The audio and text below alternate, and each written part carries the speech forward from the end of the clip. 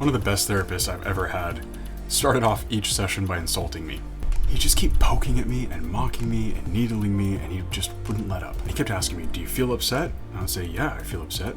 He said, "You don't look like you're upset." And then he would say stuff like, "Well, what are you going to do about it?" And the thing is, I spent a couple years going from a couple different therapists, just trying things out. And I'd have conversations with some of them. Some of them were even good conversations.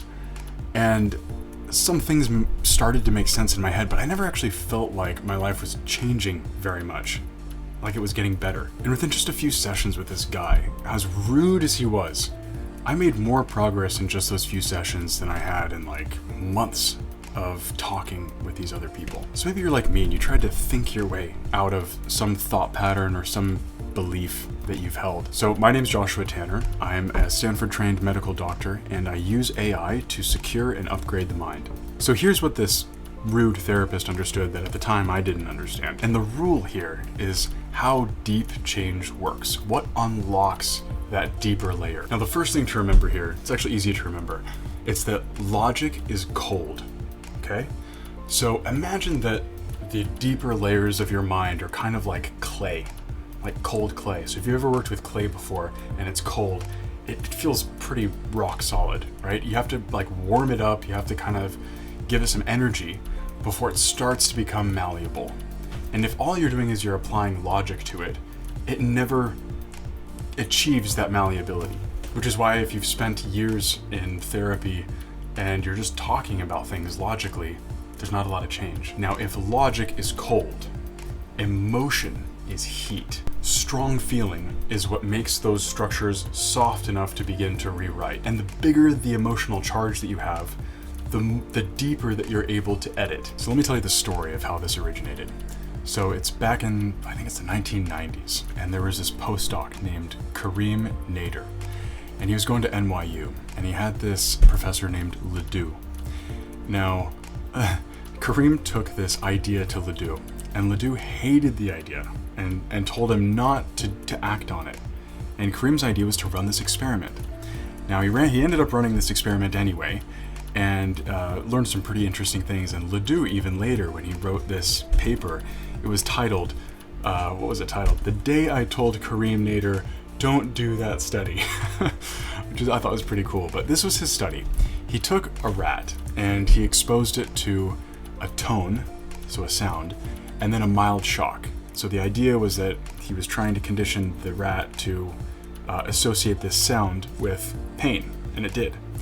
And then what he did later, though, is he let the memory harden for a little bit, and then he came back with something different. And what he did this time was he rang the tone again, but this time he made sure that the rat was taking this special medication that prevented the rat from synthesizing new proteins in its brain. So building new memories. It couldn't build new memories. And what ended up happening is the memory dissolved, which is kind of strange if you think about it. And up until that point-ish, people generally thought that the way that memories worked is you experience something, you create the memory, and then that memory was sort of there forever. You couldn't change it. And what this experiment ended up showing us, and what we know now, is that you actually can change some of these deep structures. And the way that you do it is that you introduce the emotion, right? So when that rat heard that tone, it was flooded with the same emotion, the fear. But with the inability to create the proteins, it wasn't able to reconstruct the memory. So it's an initial experiment, but it showed us something really profound. Now, it's really important to note here that when he did that experiment, he did not re-shock the rat. So the rat was in a hyper emotive state, probably expecting a shock, but the shock didn't come. And that's why the memory and the belief that this tone triggered fear, should be associated with fear, went away. So, and this is so important, it's not just the heat, it's not just the heat of the emotion. It's that you need to have a disconfirming truth at the same time, which for that rat was the absence of the shock. But if all you do is you heat yourself up with emotion and you have the same shape, then it actually just re-saves itself. The belief reintegrates and it hardens. The rut deepens. And this is what people talk about when they say that they were re-traumatized by something. Or also why rumination is bad, because when you ruminate about something, it's as if you're living it again in your mind. But if nothing changes, then you're just digging that wedge deeper. Now, for the rewriting part, there were two other psychologists, Edna Foa and Michael Kozak. And they explain why facing your fears is actually the way to solve this. They said that fear, it's not just a feeling, it's actually a structure. And it's composed of three parts. Okay, so it's the thing that you fear, it's how your body reacts, and what it means or how you interpret it. So the dog will bite me and I will be helpless and I will die. So you can't update it unless two things happen at once. Okay, so the fear has to be switched on.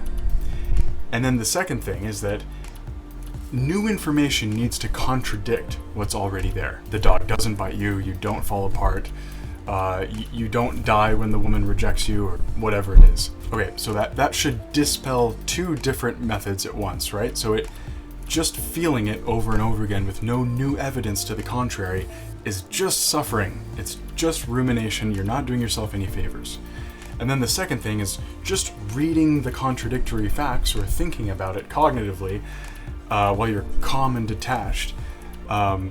It never reaches that level.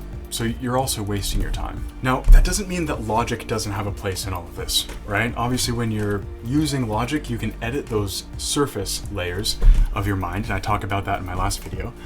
But even though logic is not the way to access some of these deeper layers of your beliefs, doesn't mean that it doesn't have a role. And the big role that it ought to have is in setting up the environment in such a way that the editing happens in the right way. So what you don't want to happen is to be triggered and emotionally charged and not have that disconfirming truth. Okay?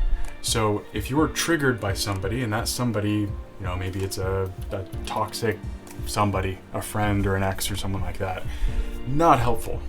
But a therapist who's aware of all of this and is ready to introduce that disconfirming truth, better. Also, if you have a friend or even a stranger, maybe, if you're afraid of strangers for whatever reason, or, public speaking is another one, you just need to use your logic to see that this situation, logically, is probably not going to result in that catastrophic thing that I fear. And if you're right about that, and you expose yourself enough, that's when you rewrite those deeper layers. But the emotion is the password to get into those layers. And then that disconfirming truth is the thing that actually imprints and changes it for good.